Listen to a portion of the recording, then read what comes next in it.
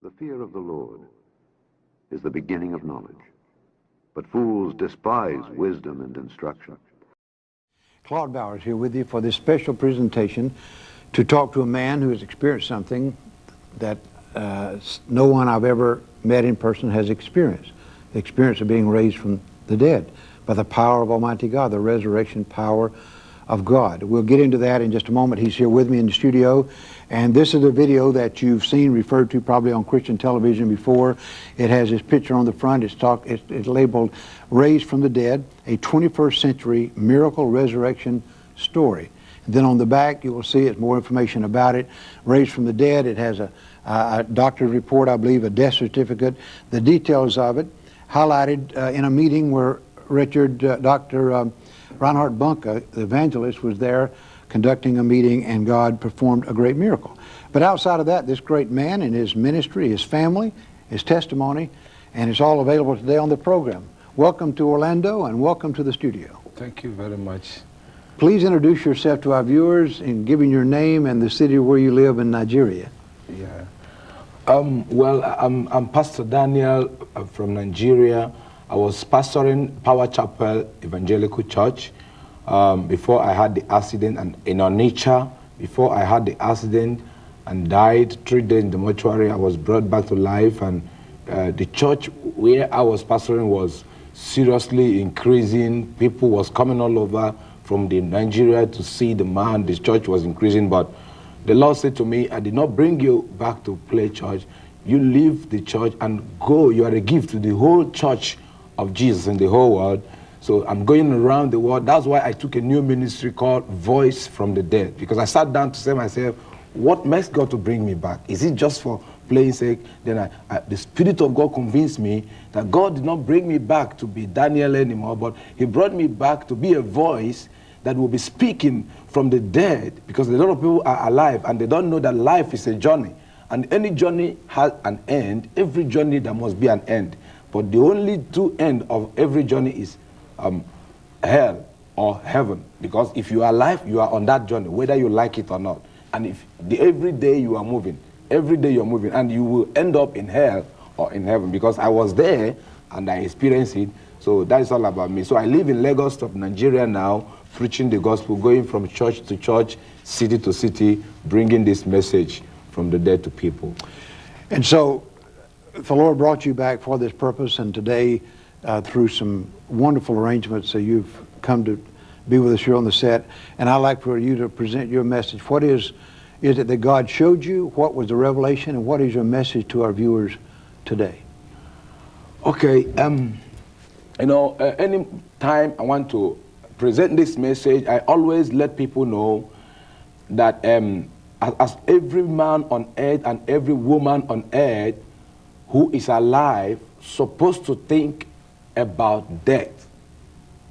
Because if not that Jesus will come to take his people, apart from that, death is waiting for every man. Because if you look at your back, some people cannot see their father, some cannot see their mother, some cannot see their good friends and their husband. And where did they go? They have died.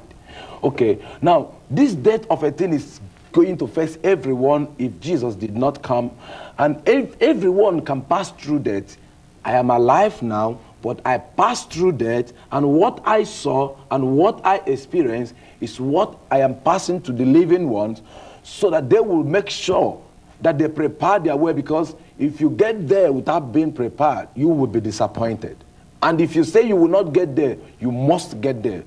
It's not optional. Everyone must get there. So every wise man will always listen to this kind of message, because you know you are going there. So the earlier you know what is happening there, the better. So the message goes this way. On 30th of November, I died on a car accident 2001.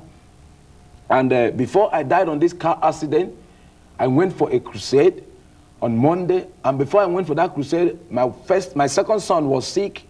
And by name Daniel too. So my wife said I should escort her to the hospital with the boy.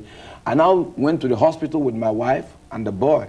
Then when we got there, the doctor said that we were late, that before the treatment will commence, that a pint of blood must be given to the boy. Then I gave 1 pint of blood. I pulled my jacket and they took 1 pint of blood from me. Then I said to my wife, now let me be on my way to the crusade. You take care of the boy. I paid the hospital bill and I told my wife that some church member will come and pick her. Then I left for the crusade. And the crusade lasted Monday, Tuesday, Wednesday. Then I came back to my house on Thursday. Why this little story is very important is what leads to my death, is what brings everything about me, and it's happening to many people, and many people are dying on such case, but they have not come back to tell us. We bury them as Christians, we bury them as pastors, and we believe they are in heaven, but they couldn't come out to let us know if they were in heaven or not. So, as a pastor, I was condemned to go to hell, but by the mercy of God, the Lord brought me back, saying to me, I am sending you back to warn this generation, for the request of the rich man is granted to this generation as a last warning. This was what the angel told me at the gate of hell before I was sent back. But this story is bringing us to that particular judgment now. Then my wife, when I came back, I was expecting a wonderful welcome from her, but from her face, she was not happy. Then I said to her, baby, what is wrong with you? Is our son okay? And she said, yes, our son is okay.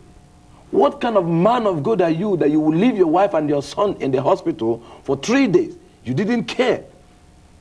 Then I was angry with the way she put it, the way she rose her voice, the way she talked to me. Then immediately in my own heart, I calculated my own right. I said, I gave my blood in the hospital, and I paid the hospital bill, and I took you to the hospital. And I left you just to go and do the work of God. What else do you expect me to do that I did not do? Immediately I responded this way to my wife. She slapped me. And in Nigeria or in Africa, it's so strange for a woman to slap a man. When she slapped me, it was hard on me. I get away from her, ran to my bedroom upstairs, locked my door. This was happening in the night of Thursday. Then at the midnight of that Thursday, I didn't eat my night food. I was angry. And I didn't read my Bible. I didn't pray. I didn't even thank God for all the things that God did in the program. I was only angry throughout that night, thinking of how to discipline my wife and how to make my wife know that I'm not happy of what she have done. Then as I was thinking of that day, at the midnight of that Thursday, my wife came to my door knocking, asking me, please, Daddy, I'm sorry. It's the devil. It's the devil. Then I can remember what I told her. As a pastor and as a Christian, I say all these things so that every pastor and every child of God should learn lesson, because you don't know what the next minute will be in your life. And he that thinketh he stands should be careful. The only time you must be very careful is that time you are standing. Okay? Now, so when my wife knocked on my door and begged me, I can remember what I told her. She said, please, it's the devil. And I said to her, you say it's the devil? Because since she was begging, I didn't talk, but immediately she says the devil. I was highly provoked them all. And I said, you say it's the devil? Okay. If it's the devil have finished with you, but I have not finished with you. That was the only response to her. That Thursday night, I didn't open the door. Then Friday morning, I got myself dressed inside the room. Coming out of the door, she was already on the door knocking, and immediately I opened the door. She said, please, Daddy, your breakfast is ready. And I left her. I didn't eat the breakfast. And I walked away, get inside the car. I didn't accept her good morning. I just walked away and drove off. So, at that moment, you and your wife had a major disagreement. Yeah. There was a disconnection between you. Yeah. You were angry. Exactly. Toward her. Yeah. And she was trying to recover from something she had done that she was sorry. Exactly. But you left that home with anger in your heart toward her. Yeah. And I left the home. Yes, please. I had left the home with anger, and why I left the home with anger was not that I don't want to forgive her. No. To me, I was considering that if I'm too fast to forgive her now, it will make her to repeat such a thing again, and it will make her think that it's common and easy. So in my heart now, I'm just designing to see what I can do to delay the forgiveness and everything so that it will be hard next time she won't try it. But I didn't know that I don't have enough time. Time was running out for you. Time was running out for me. I didn't know that. But because if I had known, right from that night, even right from the moment she slapped me, I would say, thank you, ma. I will accept slapping me with every happiness. And that's what Jesus expects from us, because we don't know when the time is.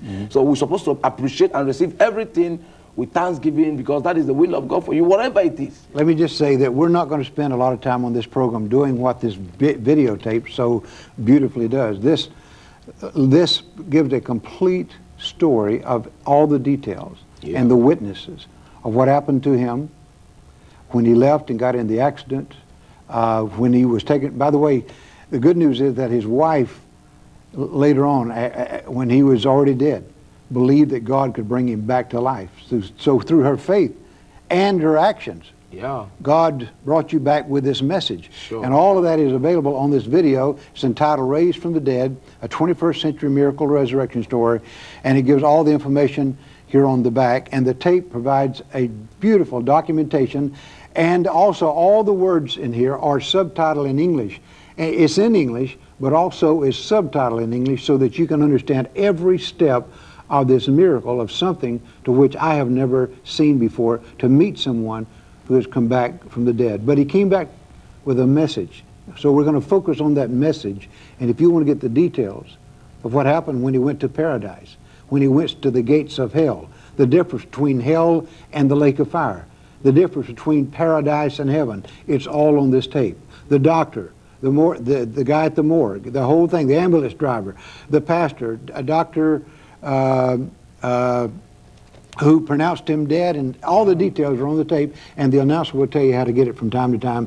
So if you'd like to get the tape, it's available. Now please continue there. So you got in your car and you left home with bitterness. So on my way coming back to the house, my brake failed, and I tried to control the Mercedes 230. I couldn't. And in Nigeria, it's not a law that you must put your belt while driving. So it's just open, and some cars, the belt is not working. So I didn't put my belt. So while I was struggling with the steering and trying to control the car, then the car fell into one valley and hit the pillar there, and I hit my chest on the steering, and I was vomiting blood, and blood was coming out of my nose, and some good Samaritans around rushed me to the nearby hospital. It's a Catholic hospital known as a Boromir Hospital, and the doctors there was trying to help and trying their best, but the pains was so much on me, and I couldn't. The space of breathe was like blocked. So for me to breathe in was so hard, and the pains was so much.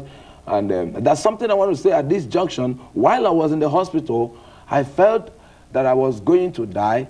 But before I felt that, I had a voice, like the human voice, and very bold. The voice said to me, Daniel, why not die? If you die, the whole pains will be over. And at this junction, I said to people that death has a voice, and death does not take anyone without agreement. So, but what happened to some people is when the accident happened, or when sickness, or when anything happened to the flesh, and when the flesh feels so weak and tormented, then the person will accept death. Then death will just come. Because death didn't just come take me. I had that voice first time, second time, then the third time I was already in a heavy pain. Then I was happy that that voice came the third time. I received it. I said, yes, I would die. I would die if the whole pains, everything will be over for death. I'm happy for it. Then immediately I accepted to die. Suddenly I just received a strength, and with that little strength, I prayed. I said, God, forgive me my sin. Cleanse me with the blood of Jesus. I'm coming home. And while I was saying that, my wife met me in the hospital, because the information got to her. She was 4 months pregnant. She fainted on the way while coming. People helped her. When they brought her, she saw my condition. She was crying, and she decided to remove me from that hospital. And when she told the doctor said, on your own risk. She said, okay. Then she signed the documents and took me out of that hospital. Then rushing to a better hospital. Now, while we are in the ambulance, I died in the ambulance. And look at how I died. This is very, very important for every child of God. Listen to me, when you are going to die, you don't need to be afraid as a Christian. As a Christian, look at what happened to me. While I was in the ambulance, full of blood, and my wife was shaking me, because those little strength I received was disappearing from me when I accepted to die. The whole strength was disappearing. Then with the little one I had now, I was in the ambulance with it, and my wife was rushing to the hospital. Under this mode, the 2 angels entered the ambulance. And before these 2 angels entered the ambulance, I said to my wife, please, I don't think I will make it. She said, you will make it in the name of joy. She rebuked me. She said, why are you speaking negative? I said, please. She never allowed me to talk. She was shaking me. You will not die in the name of Jesus. I reject you, spirit of death. My wife was busy shaking me in the ambulance, and these 2 angels dangled inside the ambulance, and I was afraid when I saw them because they looked so fearful.